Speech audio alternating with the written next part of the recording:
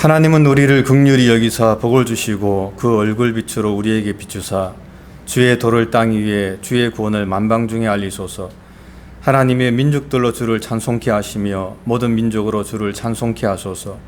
열방은 기쁘고 즐겁게 노래할지니 주는 민족들을 공평히 판단하시며 땅 위의 열방을 처리하실 것임이니이다. 하나님이여 민족들로 주를 찬송케 하시며 모든 민족으로 주를 찬송케 하소서. 땅이 그 소산을 내었도다. 하나님 곧 우리 하나님이 우리에게 복을 주시리로다. 하나님이 우리에게 복을 주시리니 땅의 모든 끝이 하나님을 경외하리로다. 아멘. 다 같이 신앙 고백하겠습니다.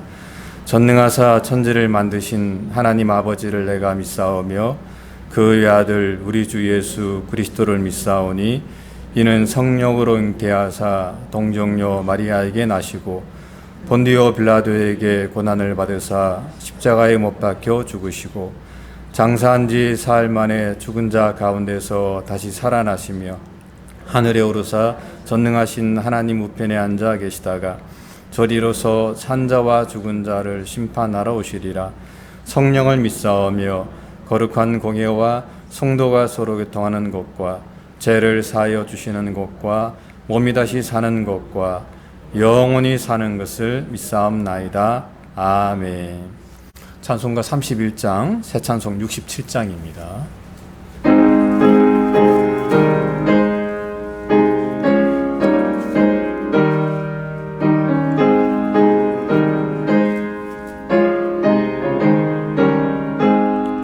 영광의 왕께 다 경배하며 그 크신 사랑 늘 찬송하라.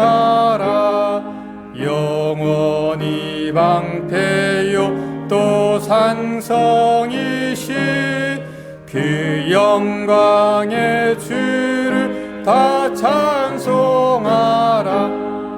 능력과 은혜 다 찬송하라.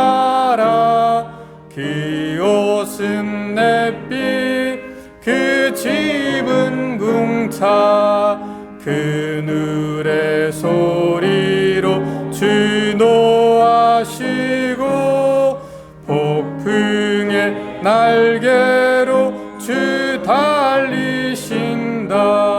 저 아름답고 놀라운 일이 그득한 이 땅 다 주의 조화 그 힘찬 명령에 더 잡히나니 저 푸른 바다는 옷자락이라. 질그릇같이 연약한 인생 주 의지하여 늘 강건하리. 창조주 보호자 또 우리 구주 그 자비 영원히 변함없어라.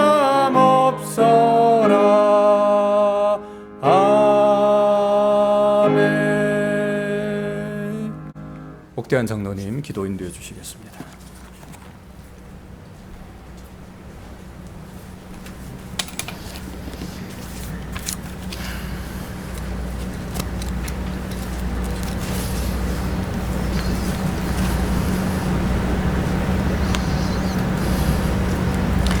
나의 반석이시여 우리의 구원이신 하나님, 7월 첫 주일을 맞이해서 예배로 저희들을 부르시고 인도하여 주심을 감사합니다. 죽을 수밖에 없는 죄인인 저희들을 예수님의 보혈로 새 생명을 허락하시고 말씀을 통해 성장하게 하시고 예배 가운데 함께 모여 회복하게 하시는 하나님 아버지의 은혜에 감사와 찬양을 올려드립니다. 이 시간 온 마음으로 주님께 찬양하기를 소원합니다. 오직 성령님께서 이 예배 속에서 하나님의 마음을 깨달아지는 시간이 되게 하여 주시고 주님께 더 가까이 가고자 하는 그 마음을, 그 갈망을 부어주시기를 간절히 소원합니다. 주님, 이 불쌍한 죄인들을 불쌍히 여겨 주시옵소서. 귀가 있어서 듣되 정말 들어야 할 주님의 말씀을 듣지 못하고, 눈이 있어 보긴 보되 헛된 것에 사로잡힐 뿐 주님을 보지 못하는 저희 믿음 없음과 연약함을 용서하여 주시옵소서. 이 시간 저희의 심령을 새롭게 변화시켜 주셔서 주님을 더 사랑하게 하여 주시고 믿음 안에서 더 성장하게 하여 주시기를 간절히 소원합니다. 이 은혜와 진리 장로교회를 이 시간까지 붙잡아 주시는 하나님의 은혜에 감사드립니다. 말씀과 기도 속에서 저희의 믿음이 더 성숙하게 하여 주시기를 간절히 소원합니다. 이 교회를 통해서 이루고자 하시는 하나님의 뜻이 어디 있는지 늘 기도 속에서 찾고 찾는 저희 한 사람 한 사람이 되기를 간절히 소원합니다. 옳고 그른 것을 판단하는 것이 아니고 주님 안에서 서로 사랑하고 주님께 영광이 되는 교회가 되게 하여 주시옵소서. 아동부와 중고등부, 대학부 또 장성한 그 모든 자녀들을 주님 붙잡아 주셔서 오직 주님을 만나게 하여 주시옵소서. 그 한 사람 한 사람이 어디 있던지 하나님을 붙잡게 하여 주시고 하나님을 부르게 하여 주시고 하나님과 동행할 수 있는 그 은혜를 허락하여 주시옵소서. 이 시간은 선교사님들을 위해서 기도합니다. 지금도 가야 될 때를 가지 못하고 코로나로 인해서 너무나 힘든 가운데 있는 모든 선교사님들을 주님 기억하여 주셔서 그 길을 열어주시고 붙잡아 주시고 평강을 주님 함께 하여 주셔서 그 모든 사역 속에서 오직 주님만이 위로가 되게 하시며 아버지를 붙잡고 나가는 그 길 속에서 오직 주님의 영광만이 나타날 수 있도록 주님 허락하여 주시옵소서. 항상 건강과 모든 질병과 모든 아픔 속에서 지켜주시고 오직 그 사역 속에서 오직 하나님께서 원하시는 그 모든 영혼들을 주님께 돌아올 수 있도록 주님 허락하시고 붙잡아 주시옵소서. 오늘 목사님께서 하나님의 말씀을 선포하십니다. 성령님께서 목사님을 붙잡아 주셔서 엘리야에게 주셨던 영역을 배나 더하여 주시옵소서.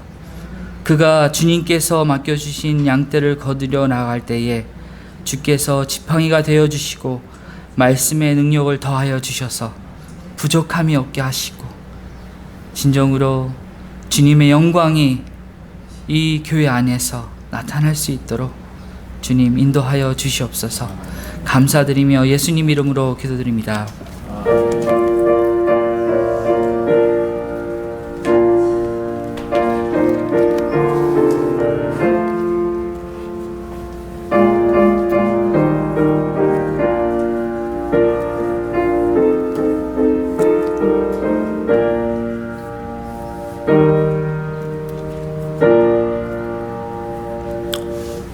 네, 말씀은 요한복음 15장 1절부터 10절까지 말씀입니다.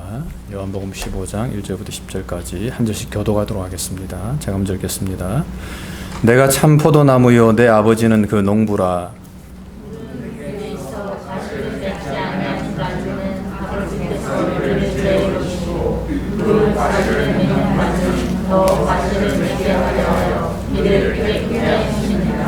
너희는 내가 일러준 말로 이미 깨끗하였으니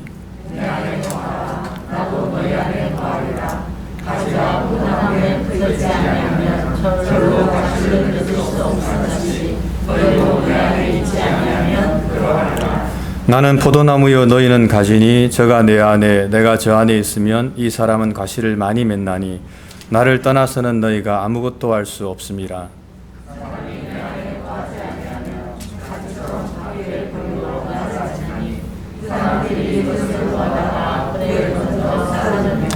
너희가 내 안에 거하고 내 말이 너희 안에 거하면 무엇이든지 원하는 대로 구하라. 그리하면 이루리라.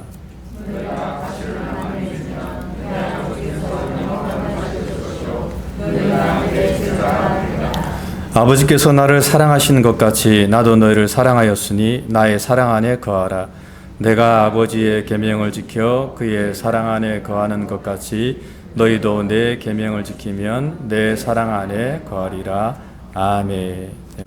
오늘 우리가 하나님 말씀을 살펴보면서 이 본문이 굉장히 의도적으로 들어있다는 것을 우리가 이해하게 됩니다. 왜냐하면 14장 마지막에 일어나라 여기를 떠나자 이렇게 말씀하시고 갑자기 떠나지 않고 3장에 걸쳐서 이렇게 쭉 말씀을 하세요. 그래서 이 본문은 순서적으로 기록된 게 아니고 의도적으로 기록된 것이다, 이렇게 우리가 분명히 알 수 있습니다. 무슨 의도냐라고 하는 것을 이해하는 게 굉장히 중요한데 그 의도를 오늘 우리가 잘 한번 살펴보는 것이 굉장히 중요한 것 같습니다. 우리나라 속담에 입은 삐뚤어졌어도 말은 똑바로 해야 된다고 그러는데 오늘 아마 제가 그런 상황인 것 같아요. 약간 오른쪽에 마비가 와서 제가 말을 하는 게 좀 많이 불편한데 혹시 발음이 좀 이상하더라도 이해해 주시기 바랍니다. 나는 포도나무요가 아니고 나는 참 포도나무요, 이렇게 주님 말씀하세요. 그 이야기는 진짜가 아닌 다른 많은 가짜들이 존재하는 세상 속에서 관계를 어떻게 맺을 것인가라고 하는 것을 전제하고 있습니다. 그래서 주님이 참 포도나무이므로 주님과 함께 연결되어 있는 사람만이 주님이 원하시는 열매를 맺게 된다. 그리고 그 열매를 어떻게 맺을 것인가, 어떤 가지가 맺을 것인가라고 하는 것은 포도나무가 주장하는 것도 아니고 가지가 주장하는 것도 아니고 아버지인 농부가 관리하시는 것이다, 이렇게 우리가 설명되어지는 것이죠.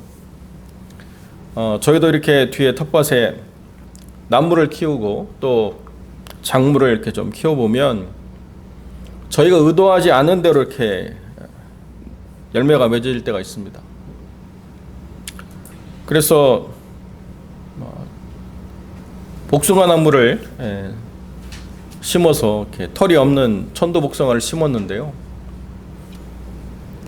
좀 풍성이 났으면 좋겠는데 얼마 열리지도 않고 얼마 열리지도 않은 것이 또 이렇게 쪽으로 붙어 있어가지고 솎아내고 나면 별로 거둘 게 없어요. 그래도 그걸 그렇게 솎아주지 않으면 거둘 게 별로 없기 때문에 그 우리의 의도대로 무언가를 하고자 하면 반드시 가지를 잘 이렇게 관리하거나 아니면 열매를 솎아주거나 이런 일들을 해야 된다는 거죠. 그런데 오늘 본문을 우리가 잘못 이해하면 결국에는 결과에 하나님이 집중하시는 게 아닌가. 어떤 열매를 맺느냐, 열매를 맺지 않는다라고 한다면 농부이신 아버지가 그 열매를 잘라버린다고 이야기할 때 어떻게 열매를 맺을 것인가가 결국에는 모든 것의 판단의 근거가 아닌가, 우리가 이렇게 생각하게 되는 가능성이 굉장히 많죠.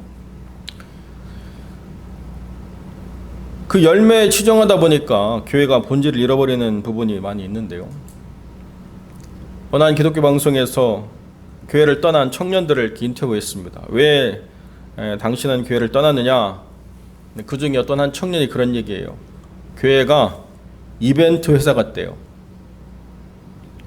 매번 행사가 있는데 그 행사에 올인해가지고 뭔가를 결과 만들어내려고 애를 쓰다 보니까 내가 교회를 다니는 것인지 이벤트 회사를 다니는 것인지 잘 구분이 안 간다.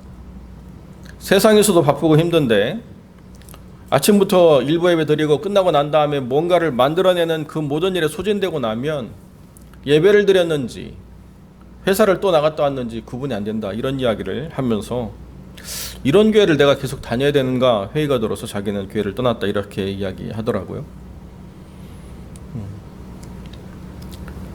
열매를 맺는 게 중요한데 그 열매라고 하는 것을 누가 판단할 것인가, 어떤 기준으로 판단할 것인가 라고 하는 것은 전적으로 농부이신 아버지의 권리다라고 하는 것을 이해하지 않으면 사람들이 열매를 만들어내는 일에 굉장히 치중하거나 또 그것으로 자랑을 삼거나 교회를 잘못 그릇되어 인도하는 경향이 굉장히 크다는 것입니다. 그래서 우리가 먼저 생각해야 될 게 뭐냐면, 가지라고 할 때의 그 가지를 요한복음은 계속 보다 더 중요한 가치로 끌어오는 것에 집중하고 있기 때문에 제자냐 아니냐가 아니라 참 제자냐 아니냐로 이끌어가는 것이므로, 가지가 예수님께 붙어 있느냐가 아니라 열매를 맺는 가지냐라고 이렇게 생각해야 되는 부분이 있다. 그러니까 진짜 제자, 참 제자, 더 온전하게 하나님 뜻에 순종하는 제자가 되지 않으면 안 된다라고 하는 것을 먼저 전제하고 있고요.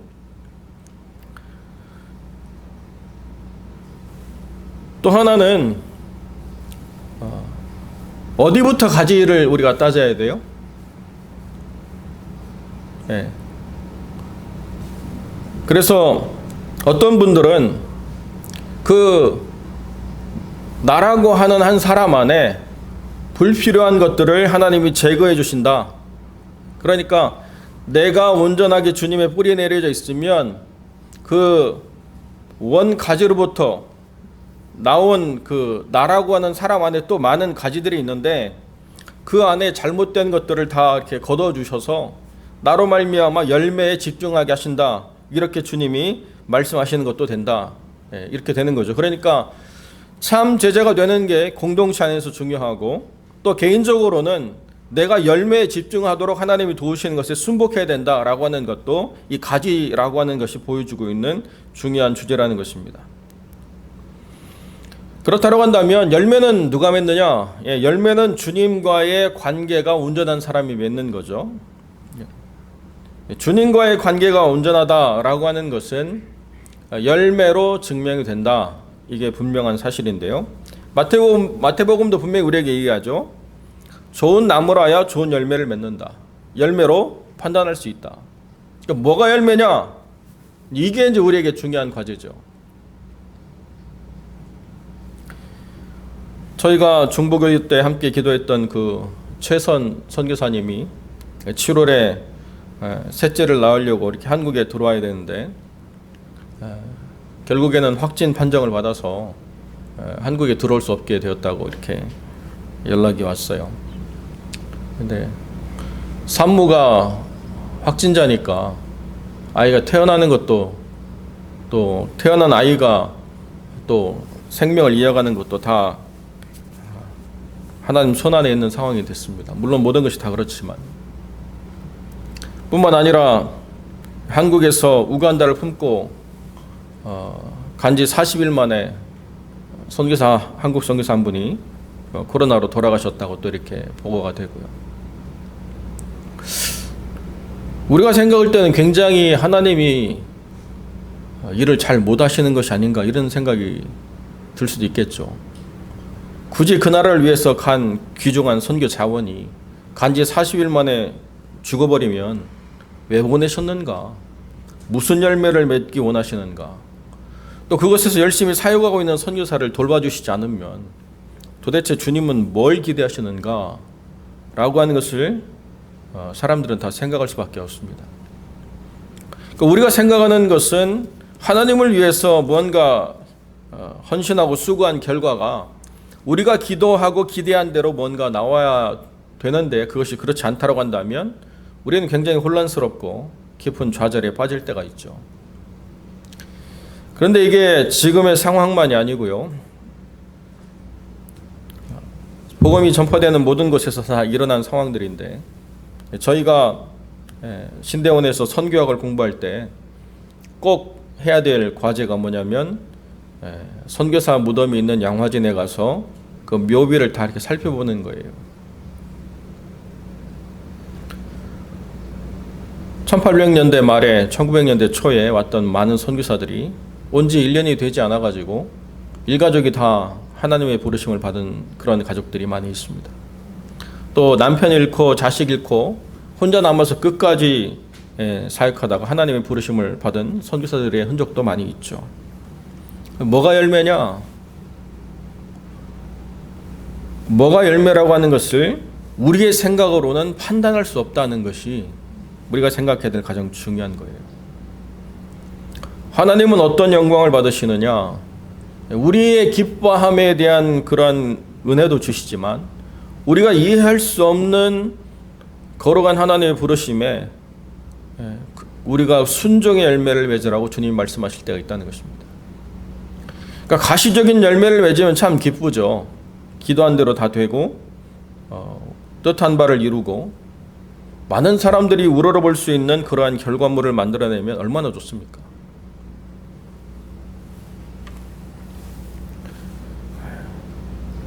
우리 자녀들의 이름을 지어도 다 그런 위대한 사람들의 이름을 따서 이름을 짓지 않습니까? 물론 그렇지 않은 목사님도 계시더라고요. 저희 선배 중에 요나라는 이름을 가진 선배가 있는데 왜 요나로 줬는지 저는 잘 이해가 되지 않지만 우리가 무언가를 기대하는 가치들이 있습니다. 그리고 그것이 눈으로 드러나야만 우리는 우리가 실패하지 않았구나라고 하는 것을 스스로 확인하죠. 그런데 결과가 눈으로 드러나지 않는 순종의 열매만을 맺으라고 이야기할 때 우리는 굉장히 깊은 좌절에 빠지거나 어려움의 상태에 드는 경우가 많이 있다는 것입니다. 열매를 우리가 판단할 수 없다 라고 하는 것에서 우리는 박탈감을 느끼는데요. 주님은 그게 십자가의 길일 수도 있다 라고 하는 것을 분명히 이야기해 주고 있습니다. 하나님 안에서 관계를 통한 분명한 하나님의 사람으로 세워진다고 한다면 어떤 열매를 맺을 것인가도 그 주권 아래 순복하는 것이 마땅하다. 만약에 열매를 의도적으로 우리가 부풀리려고 한다고 한다면 그러면 관계가 약해지거나 아니면 좋은 열매를 맺을 수 없다라고 하는 것을 우리가 분명히 깨달아야 된다는 거죠.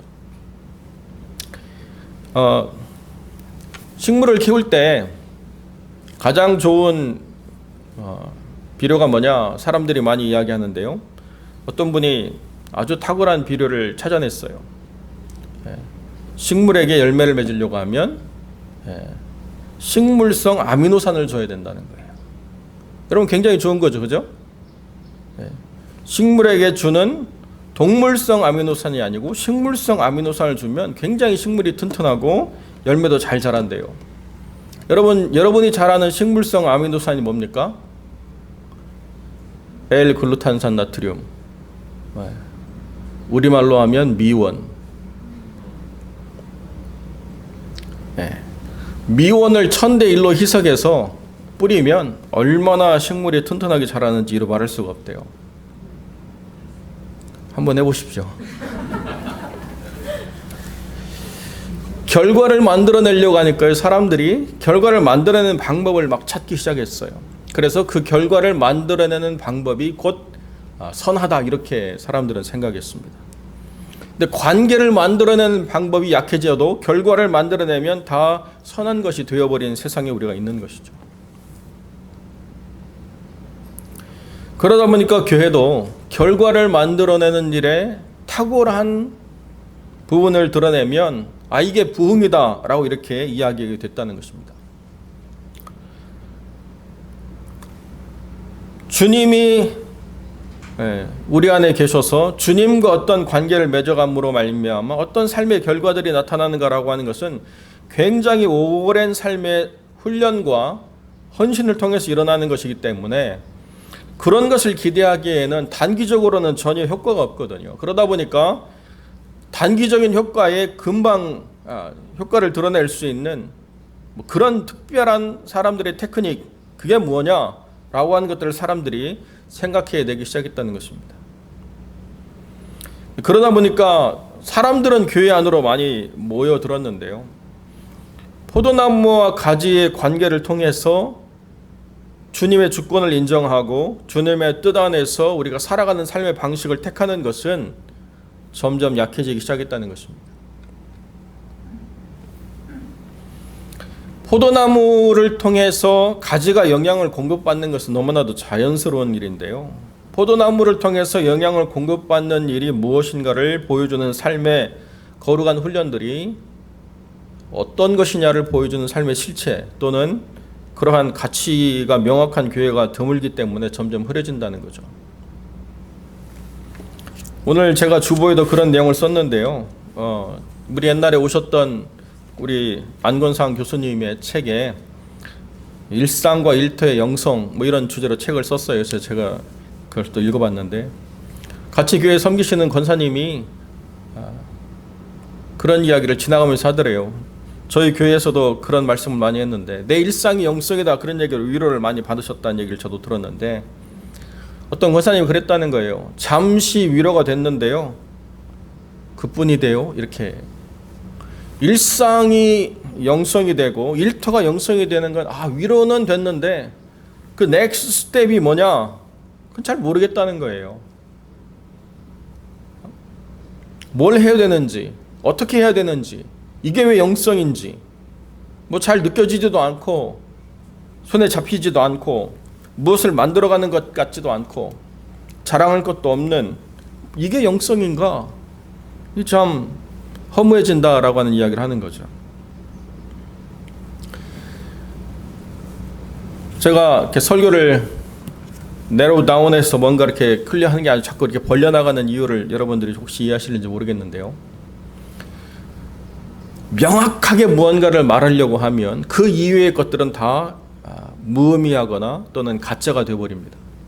제가 자꾸 이 의미를 벌려가는 이유가 뭐냐면 여러분이 개인적으로 하나님과의 관계를 깊이 하는 것 이외에는 여러분이 이 15장, 16장, 17장에 의도적으로 삽입한 사도 요한의 그 성령 안에서의 메시지를 이해할 수가 없다는 거예요.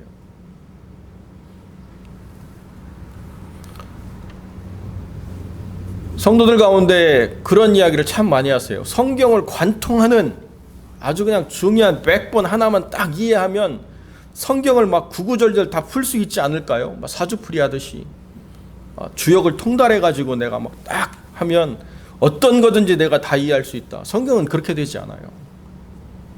66권의 성경의 강조점이 다 다르고 66권의 성경이 의미하고 부여하는 가치들이 굉장히 물론 하모나이즈 되어 있지만은 그러나 다양하기 때문에 그렇게 되어지지 않는데 적어도 요한복음에 있어서의 이 가장 중요한 관계라고 하는 것은 내가 개인적으로 주님 안에서 참된 헌신과 그분과의 만남이 주어지지 않으면 도저히 이해할 수 없어요. 다른 종교는요, 그냥 행위로 덕을 쌓으면 그 덕을 쌓은 것을 가지고 평가해서 상중하를 나누고 신상필벌, 상을 주고 벌을 준다. 그러니까 행위를 뭔가 막 잘하면 된다라고 이야기하게 되는데요. 교회는 그게 아니에요. 주님을 아는가? 주님을 만났는가? 주님 안에 살아가고 있는가? 주님을 의식하고 있는가? 주님의 뜻을 분명히 삶 속에서 실천함으로 말미암아 갖는 십자가의 어려움이 있는가? 아무도 가지 않는 길을 가는 것 같은 고독과 외로움이 있는가? 누구도 이해할 수 없는 주님 때문에 내가 갖는 삶에 무거움이 있는가? 여러 가지로 생각해야 될 부분이 있다는 거예요. 저도 어릴 때 이 말씀을 아주 쉽게 설명해 주는 이야기 듣고 굉장히 위로를 받았습니다. 우리는 붙어 있기만 하면 돼. 그러면 주님이 다 알아서 하실 거야. 여러분 붙어 있기만 해도 주님이 다 알아서 하시나요? 그 얘기가 아니에요. 물론 붙어 있음으로 말미암아 모든 것은 주님이 알아서 하시지만 알아서 하시는 주님이 우리를 얼마나 못살게 구는지를 이해를 해야 돼요.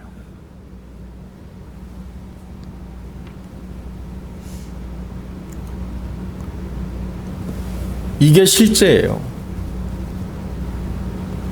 참 제자는 그냥 그대로 만들어지는 게 아니에요.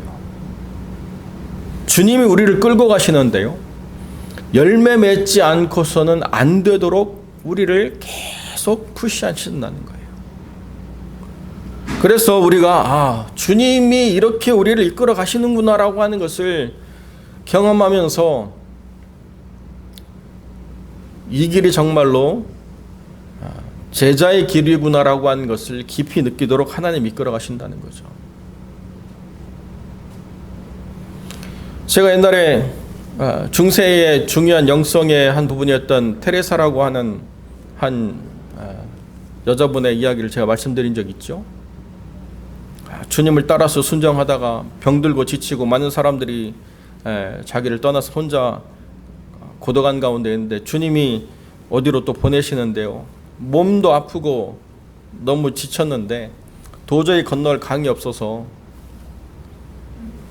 제가 주님께 이 길을 꼭 가야 되냐고 물었더니 주님이 그렇게 말씀하셨다고 하죠.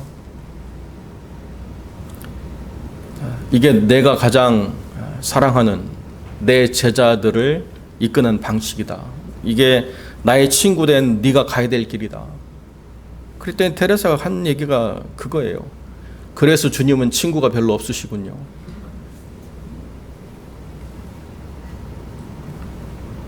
참 포도나무라고 하는 강조성, 그리고 참 제자의 가치라고 하는 것을 주님이 분명하게 이야기하기 위해서 겟세마네 동산으로 가기 전에 이 세 장의 말씀을 의도적으로 끼워넣었어요.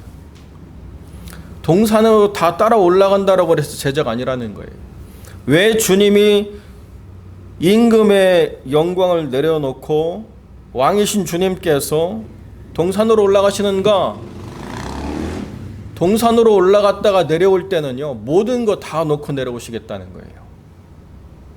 십자가 지시겠다는 거예요. 근데 그 제자들이 열매를 착각하면, 이제 곧 주님이 왕 되면 우리도 한 자리 할 거야 라고 하는 열매를 가지고 동산으로 따라 올라가면 다 도망가게 돼 있다는 거예요. 참 제자로 붙어 있지 않으면 안 돼. 그런데 어떻게 됐어요? 참 제자로서 붙어 있는 제자들이 없었다는 거예요. 그래서 두 번 다시 그들은 제자가 되지 못했느냐, 그 얘기를 하는 것이 아닙니다. 참 제자냐 아니냐를 늘 물어봐야 된다는 거예요. 지금 내가 주님께 붙어 있습니까? 지금 내가 주님이 가시는 길을 이해하고 있습니까? 지금 내가 주님이 맺는 열매를 내 삶에서 맺으려고 그 길을 선택하고 있습니까를 늘 그 관계 속에서 묻지 않으면 우리는 결국 옛날을 이야기할 수밖에 없는, 현재가 없는 믿음의 사람이 되어버린다는 것입니다.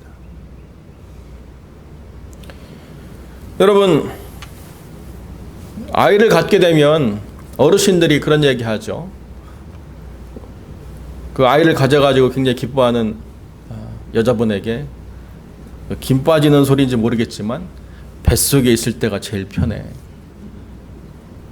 또 아이가 막 걷는다고 그러면 아이고 누워있을 때가 편했는데, 계속 뭔가 김이 빠지죠. 왜 그렇습니까? 자녀라고 하는 게 그냥 저절로 만들어지지 않거든요. 끊임없는 부모의 헌신과 관심과 노력과 수고가 육신의 몸을 벗을 때까지 있더라고요. 우리 여기 가장 어르신은 우리 강집사님, 강군사님, 자녀 다 키워서 걱정 없으시죠?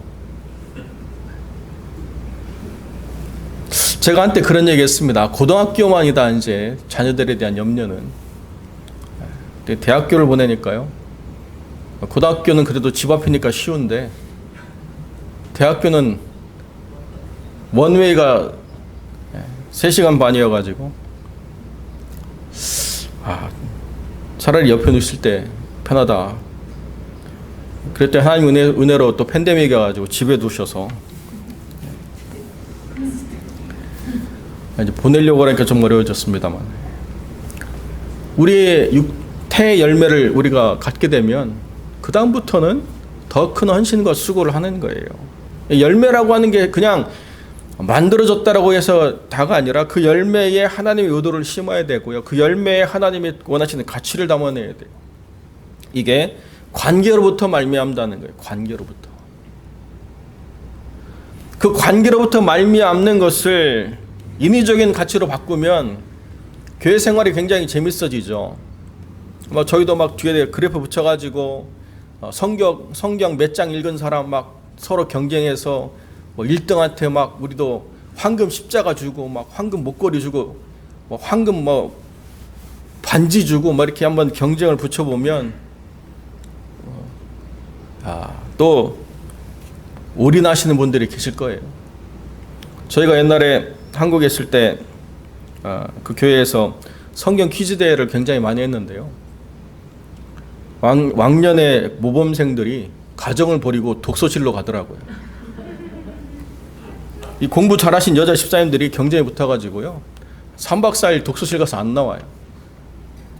그래가지고 모든 문제를 다 통달하고 대상 범위에 있는 성경을 다 암송해가지고 나와버려요. 그래서 목사가 조금 판단을 실수하면 아주 그냥 원망과 분노를 감당하기 굉장히 힘든 상황들이 발생하죠. 그런 경쟁을 통해서 막 뭔가를 만들어내가지고 우리는 열심히 잘하고 있어. 우리는 막 완벽하게 뭔가를 해내고 있어. 성경뿐만 아니라 우리는 찬송가도 암송해가지고 부르는 대열에 있기 때문에 우리는 막 언제든지 주님 오실 때를 예비하고 있어. 막 그랬거든요. 그런데 성경이 개정이 되고 찬송가가 바뀌었지 않습니까? 다시 암송해야 돼요.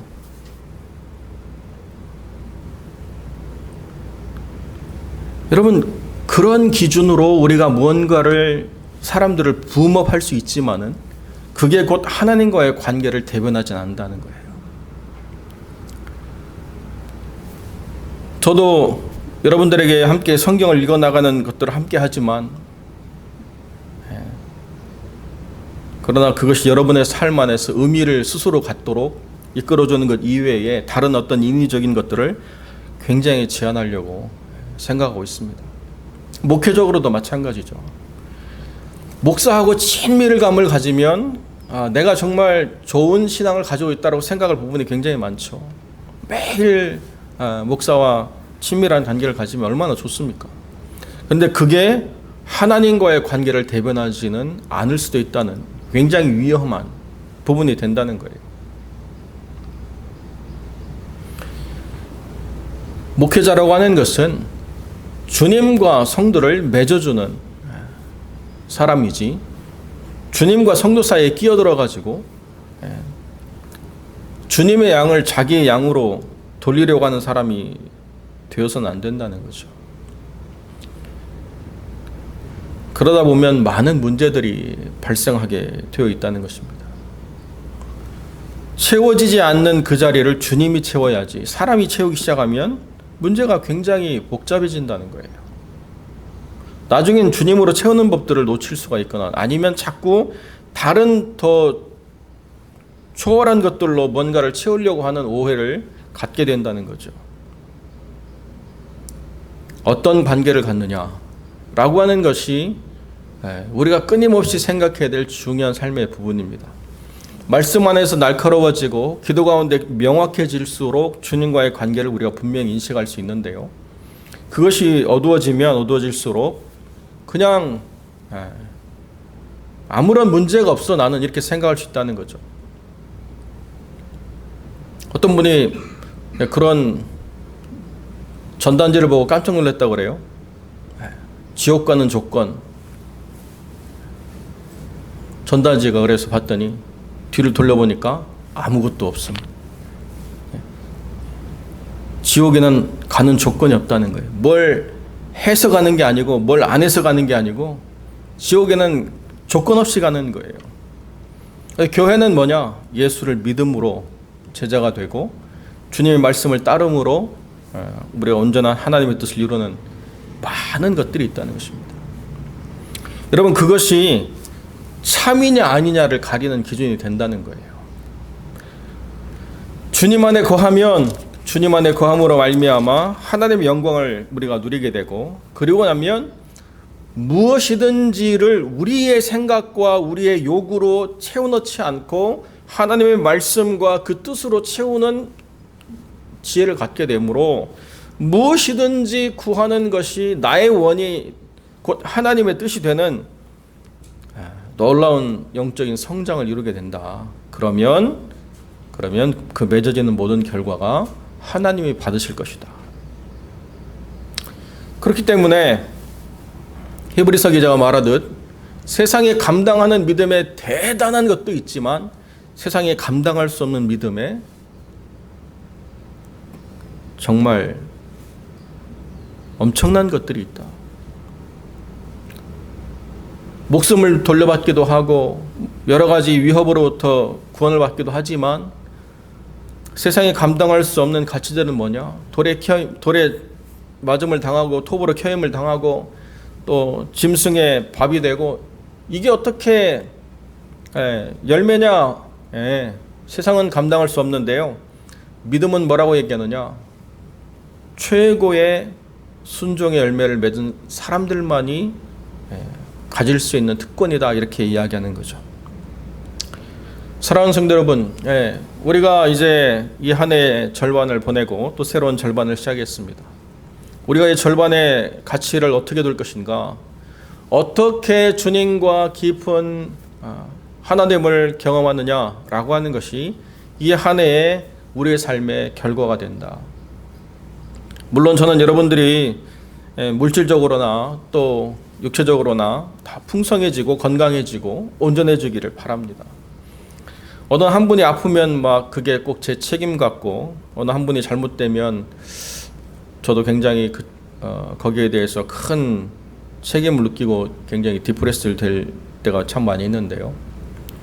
그럼에도 불구하고 그것이 여러분들이 맺는 열매의 전부는 아니다. 정말 중요한 것은 나의 원하는 바가 하나님이 뜻하시는 바가 되어 그 모든 것을 구하는 대로 이루는 영적인 하나님의 사람으로 성장하는 것. 바로 거기에 참 포도나무의 가지 된 우리가 맺을 열매다라고 하는 것을 기억하시고 주님의 사랑 안에 거하는 복된 영혼들이 되시기를 우리 주님 이름으로 간절히 축원드립니다. 기도하겠습니다. 참 좋으신 아버지 하나님, 감사와 영광을 주께 돌립니다. 오늘 이렇게 귀한 자리에 나와서 하나님의 사랑을 받으며 하나님 손에 붙잡힌 바 되어 또 세상으로 파송받는 귀한 우리 일터의 하나님의 사람들이 하나님이 세우신 곳에서 빛이 되고 소금이 되게 하시고 그곳에서 하나님이 뜻하신 바를 무엇이든지 이루어내는 거룩한 하나님의 사람들로 순종의 열매를 맺게 하여 주옵소서. 우리 주님이 원하시는 바대로 구하는 자가 되게 하시고 우리 주님이 원하신 열매를 맺어냄으로 말미암아 하나님의 뜻이 이 땅 가운데에서 이루어지는 거룩한 말씀의 도구로 사용될 수 있도록 하나님 역사하여 주옵소서. 때를 따라 돕는 은혜가 하나님의 사람들에게 충만히 임하기를 간절히 소망하며 거룩하신 우리 주 예수 그리스도의 이름으로 기도드립니다. 아멘.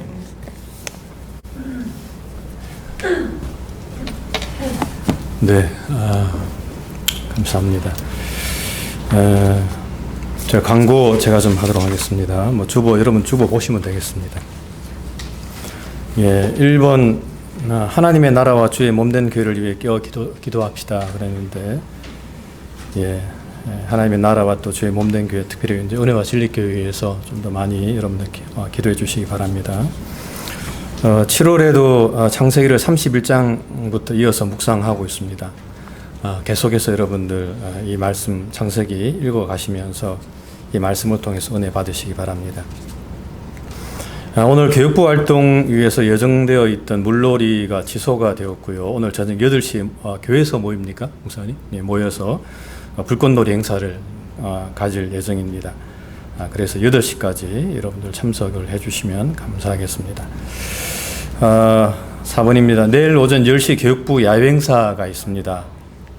장소와 준비물은 아래와 같은데 9시까지 교회로 오시면 되겠습니다. 장소는 그 리버스앤드 래프팅이라고 되어 있는데 그 주소는 밑에 나와 있습니다. 하여튼 이곳으로 좀 오시면 되겠고요. 교회로 와서 함께 가는 거로 합니다. 준비물은 여분의 옷과 신발, 또 수건, 또 렌치피도 되어 있는데 이거 준비해서 오시면 되겠고요. 또 특별히 오늘 예배 끝나고 교육부 모임 있습니다. 관련되신 분들은 다 같이 참석을 해주시면 감사하겠습니다. 환우들 위해서 계속 기도를 좀 해주시기 바랍니다. 오늘 또 목사님, 저도 와서 알았거든요. 목사님 몸이 좀 불편하신 줄 알았는데 하여튼 한우들 위해서 여러분들 기도 좀 많이 좀 해주시고요. 하여튼 속히 좀 건강 회복해서 생활하는데 불편함이 없도록 해달라고 기도해 주시기 바랍니다. 6번입니다. 선교지로 돌아간 사역자들 또 목회자들 또 사역 현장 위해서 기도해 주시기 바랍니다. 특별히 우간다에 확진되고 있는 코로나 사태로 인해서 많은 어려움을 당하고 있는데 그들 위해서 기도해 주시고 또 많은 선교사님들이 범죄에 노출돼 어려움을 겪고 있는데 그분들 정말 하나님의 도우심 가운데 이 선교사 끝까지 잘 감당하게 해달라고 여러분들 기도해 주시기 바랍니다. 자, 이 시간 우리 함께 좀 짧게 사모님 반주 좀 해주시고 잠깐 기도하는데 우리 한우들 많이 있습니다. 참 여러분들 나이 드시고 아프신 분들도 있고 많이 있는데 그 한우들 좀 생각하시면서 기도해 주시고 또 특별히 오늘 목사님 또 이 안면마비 온 것 같은데 여러 가지 많은 스트레스라든지 그러니까 여러 가지 많은 어떤 하여튼 정신적인 거라든지 여러 가지 많은 문제가 있겠죠. 하여튼 목사님 빨리 속히 건강해서 또 사역하는데 또 불편함이 없게 해달라고 또 한우들 위해서 장로님. 네, 광고 한 가지 더 있습니다. 네. 오늘 장기란 집사님 부부 나오셨는데요. 네. 곧 이사 가게 되십니다. 그렇습니다. 네. 나중에 끝나고 서로 인사 나누시죠. 네, 알겠습니다. 저도 아까 뵙긴 뵀습니다. 네, 알겠습니다. 자, 우리 잠깐 우리 한우들 위해서 또 특별히 목사님 위해서 잠깐 기도하는 시간 갖도록 하겠습니다. 함께 기도하겠습니다. 하나님 감사합니다. 하나님 또 이 시간 우리 예배 마치고 또 특별히 한우들 위해서 기도합니다. 하나님 많은 한우들이 있는데 주님께서 늘 기억하시고 한우들 가운데 주님께서 은혜를 베풀어 주시고 또 특별히 하나님 사랑하는 목사님 붙들어 주사 아버지 하나님 육신의 질병으로 인해서 어려움을 당하지 않도록 하나님께서 인도해 주옵소서. 건강하라 가여 주시고 속히 회복될 수 있도록 은총을 베풀어 주시옵소서. 하나님 은혜를 베풀어 주시고 그 안면마비 하나님 속히 회복되어 줄 수 있게 하나님께서 은총을 나리워 주시옵소서. 하나님 감사합니다. 우리 아버지 하나님 감사하고 주님께서 이 시간 함께 하실 줄 믿습니다. 주님 도와주셔서 육신의 질병으로 인해서 고통당하지 않게 하나님 역사하여 주시옵소서. 하나님 아버지의 크신 은혜와 사랑 감사하고 주님 인도하실 줄 믿사옵고 사랑 많으신 예수님 이름 받들어 감사하며 간절히 기도드립니다. 아멘.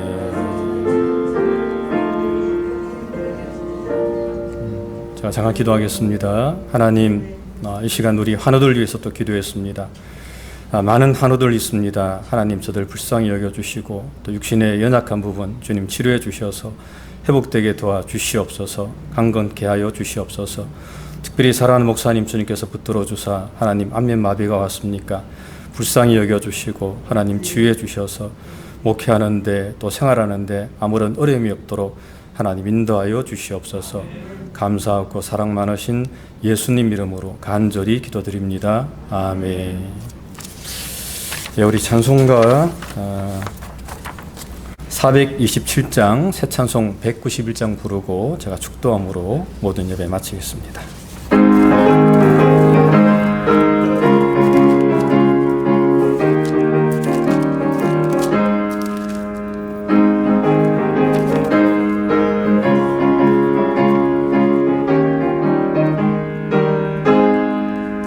내가 매일 기쁘게 순례의 길 행함은 주의 팔이 나를 안도함이요 내가 주의 큰 복을 받는 참된 비결은 주의 영이 함께함이라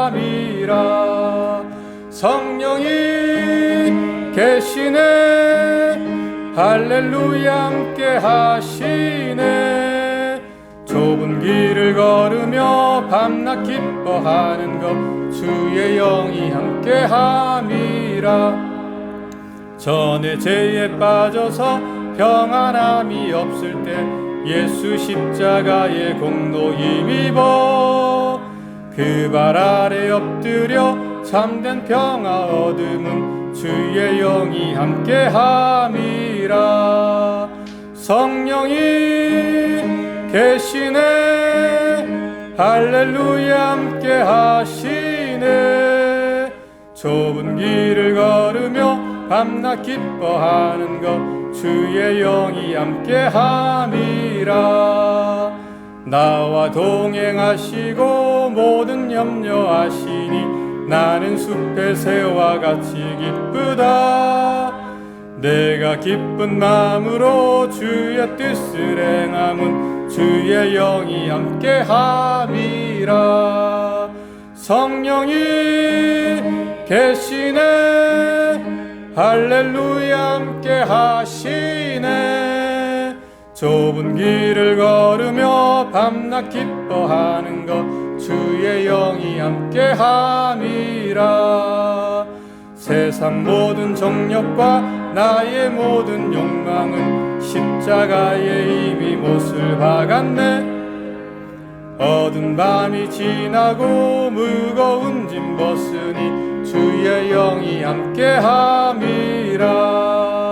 성령이 계시네 할렐루야 함께하시네. 좁은 길을 걸으며 밤낮 기뻐하는 것 주의 영이 함께함이라. 예, 기도하겠습니다. 이제는 교회 머리가 되신 우리 주 예수 그리스도의 은혜와 하나님 아버지의 극진하신 사랑하심과 성령의 교통하심이 포도나무와 가지처럼 늘 주님과 연합하면서 이 땅에서 하나님의 열매를 맺으면서 하나님께 영광 돌리기를 소원하는 이 자리에 모인 모든 성도들 머리 위에와 저들의 가정과 생업 가운데 지금부터 영원토록 함께 계실지어다. 아멘.